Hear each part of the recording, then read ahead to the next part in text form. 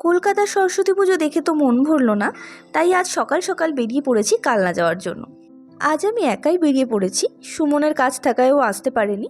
কালনাতে প্রত্যেক বছরই খুব বড় করে সরস্বতী পুজো হয়, কিন্তু এর আগে আমাদের কখনো যাওয়া হয়নি ওখানে। এই ফার্স্ট টাইমই যাচ্ছি। ওদিক থেকে বোনেরাও চলে আসবে।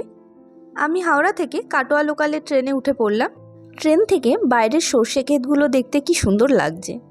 এরপর আমি নেমে পড়েছি কালনা স্টেশনে। ওয়েট করছিলাম বোনেদের আসার। ওই যে ওরা চলে এসছে। চলো এবার তাহলে স্টেশন থেকে বেরিয়ে পড়া যাক। স্টেশন থেকে বেরিয়েই আমরা হাঁটা শুরু করে দিলাম, কারণ স্টেশনের কাছাকাছি অনেকগুলো পুজো হয়। আমরা যেহেতু এর আগে কখনো এখানে আসিনি, তাই আমাদের ঠিক জানা নেই যে ভালো পুজোগুলো কোথায় হয়। সামনে একটা প্যান্ডেল দেখতে পেলাম, এর ভেতরে ঢুকেই দেখলাম এআই ভার্সনের ঠাকুরটা করেছে। প্যান্ডেলের থিমটা ছিল নানা রকম ঠাকুরের এআই ফটো। এরপর হাঁটতে হাঁটতে আমরা চলে এসেছি দক্ষিণপাড়া বারোয়ারির পুজোতে।